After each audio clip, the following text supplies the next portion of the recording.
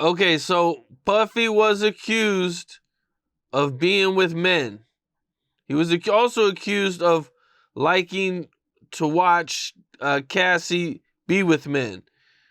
Did you see any signs of this when you were around him? Only thing I really saw was I was like, yo, I just can't have certain kind of men like around like when I want something to eat, I have a certain kind of man that goes and gets my food. Or if I'm going to take a flight and I need some underwear from my house, I have a certain kind of man that goes to my house and get the underwear. If I just want to get my car washed, I have a certain kind of man that goes and does it. And it was almost like these certain kind of men were like being used as they just do boys. People who always will do whatever he would ask them to do. So I seen a lot of that. I seen a whole bunch of things that you would question. A lot of questionable people, people with reputations that are known for. And I don't like to discriminate on no one's sexual preference because I can't say that just because someone has a different lifestyle than mine that they're wrong. And I have to say, that's just what that person, that's how they choose to live. And that doesn't affect how I'm living. So I don't tend to get involved in a lot of that stuff, but you do see it a lot in the industry. And you can start off with the fact that everyone likes to date the same female. It's like, okay, how do you feel having sex with my girlfriend and then still being my friend? Or did we not, it's almost like we both just had sex with her without being, it's just a whole bunch of nastiness that goes on. As far as him being with men, that's a rumor that I've heard. And it's also, from with my own eyes, I never saw him in the act of being with a man, but I saw some questionable men in a room, and I saw a lot of smiling and giggling and all of that kind of stuff. As far as what they did after the drinks and all of that, or going out, I don't know nothing about it. I went into a few parties where I walked in and I saw some celebrities sitting on Clive Davis lap type stuff, but when I looked and I was like, wow, I see what's going on. Maybe this ain't the room that I'm supposed to be in. And then I would leave. Like, it'd be clubs you go to. And on the top floor of this club, it'd be celebrities, Russell Simmons, all of those high-end celebrities, Maxwell, all of those people is up there. And when you go up there, that's like VIV. And nobody really is getting up there unless you're an artist or someone or you're with someone. And when I got up there, I saw a lot of that, but I also knew that I can go back downstairs and I'll just wait on y'all downstairs. This is not the room for me.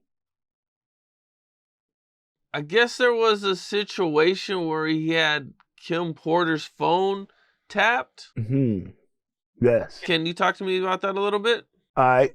So I'm in the studio and up at Daddy house, and they sitting there and they like, yo, Shakir Stewart had called Kim Porter's phone and he was like, how's my kids? How's my baby? Something like that. I think that's exactly what it was. And he took offense to it because it was another man calling his wife asking how are his kids, like his kids were his kids. And it had been rumored that Shakir had relationships with a lot of people's women, a lot of people date, because in the industry, you remember, everybody was sleeping with everybody. It wasn't something that wasn't known. This girl used to be with him and then she was with him. All of this stuff is going on in the industry. So yeah, he was in there and he was hearing Shakir Stewart's conversation with her. And I was like, how in the world is he listening to her phone? Like, how in the world? Then that's when I found out that he had her phone plugged up. And I don't know if he had some surveillance things in her house, but he knew everything this girl was doing. You know, every person she was talking to. It's insecurities. You know, insecurities. He was just insecure. Insecure people do those kind of things. And I guess there was a situation with L.A. Reid. With L.A. Reid, well, when he saw Shakir Stewart at L.A. Reid's wedding, that's when him and Shakir got into a confrontation. And, you know, Shakir Stewart used to work right up under L.A. Reid at Hitco. You have to just do the history of it. Hitco was a music production company. They had people like a lot of producers signed. They had Beyonce was signed. Like they had writers and they had producers. So in order to do a song like, let's say with Beyonce, you would have to be a part of that Hitco that they gave a deal to that says, if you do the first single on Beyonce, this is going to give us the opportunity to recoup the money that we gave you in advance. So they'll give you $500,000 in advance, then give you a Beyonce single, and then now you're making the money back that they gave you, but you're going to do it because they're going to allow you to do a Beyonce single. Shakir Stewart worked over Hitco. So a lot of producers he was able to help feed and he put a lot of producers on.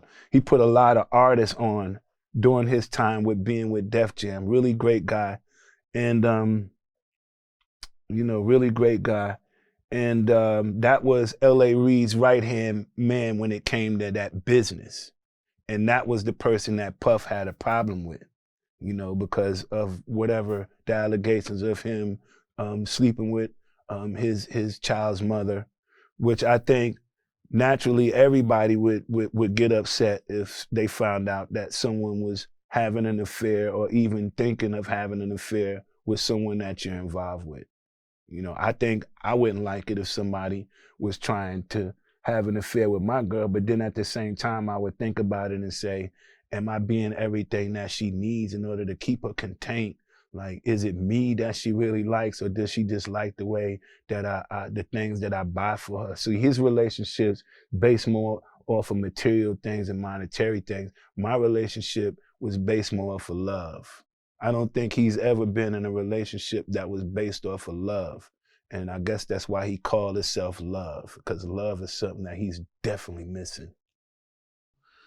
So what happened with the situation where he ran into him and hit him with the chair? Just what you just said. He walked in, they had their little words, he hit him with the chair. Hit him with the chair. And then, you know, but that's not nothing. Just hit him with a chair. He could have hit him with his fist. He could have hit him with anything else. He almost like threw a chair at him, which is almost like a form of throwing a tantrum. You know, like little kids. Let me throw this chair at you. Like, how you gonna, you know, hit somebody with a chair? I can move out the way. But yeah, he hit him with the chair. You knew their relationship wasn't one that was great. Because, of course, if you're sleeping or trying to sleep with my child's mother, then we're gonna have a problem. If you're sneaking around my back, doing it behind my back, and I'm just finding out about it through other people, or even my female is telling me, hey, you know, whatever you're not giving me, I'm getting it from over here from this person. That really makes you mad, especially when a female rubs it in on you. We don't know if she was rubbing it in like, hey, I'm sleeping with somebody else, whatever it may be. But whatever it was, he didn't like it. What's up? This is Cam Capone. We got more content like this coming soon. So hit that like button, subscribe, and stay locked in to Cam Capone News.